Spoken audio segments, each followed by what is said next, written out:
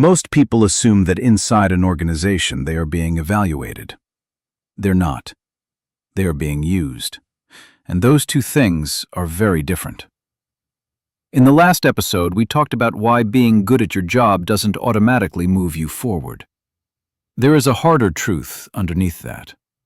Most organizations don't just fail to reward competence. They don't even notice it. That sounds strange. Because your work is everywhere. Things run. Problems don't explode. Deadlines don't collapse. So you assume someone must be seeing that. They aren't. Large organizations don't see effort. They don't see depth.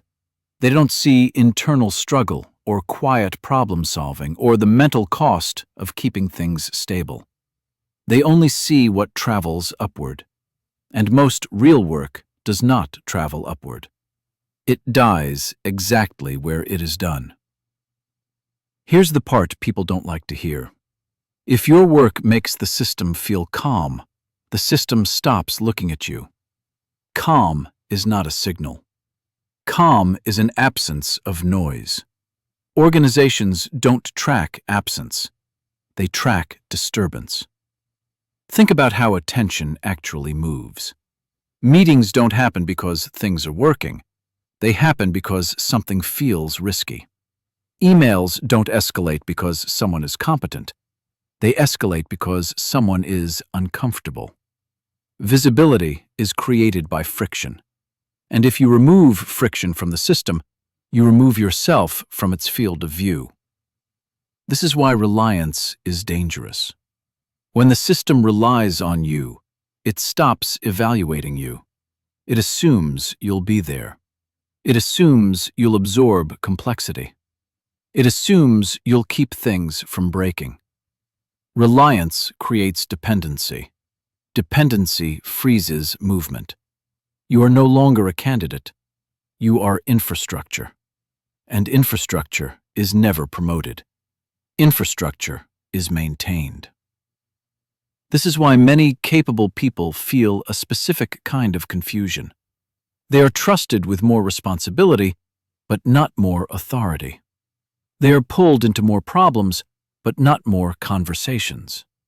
They are needed, but not discussed. Being needed feels like value, but inside systems, being needed is often the reason you stop moving. The system doesn't ask, who understands this deeply? It asks, who can keep this stable without attention? And the more quietly you do that, the less reason the system has to look at you again. There is another uncomfortable truth here. The system does not feel guilty about this. It is not unfairness. It is design. Organizations are built to reduce uncertainty. Anything that works quietly is classified as solved.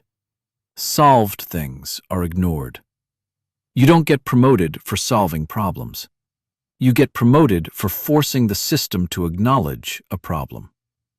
This is why people who interrupt flow often move faster than people who maintain it. Interruption creates narrative. Narrative creates memory. Memory creates movement. Quiet competence creates none of these. This is also why stagnation feels personal, because you feel yourself growing internally.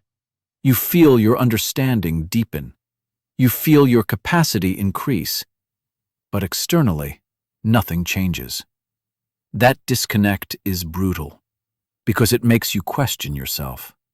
You start wondering if you're missing something, if you're not visible enough, if you're not strategic enough, if you're somehow flawed. But the truth is simpler. The system was never designed to see what you are becoming. It was designed to see what threatens stability. And you don't threaten stability. You protect it. That protection comes at a cost. Not because you did something wrong, but because systems don't reward protection. They exploit it. Episode 1 explained why competence can stall your growth. This episode explains why it often isn't even registered. In the next episode, We'll look at the people who are seen and why they often appear less capable, but far more visible. No advice, no fixes, just explanations.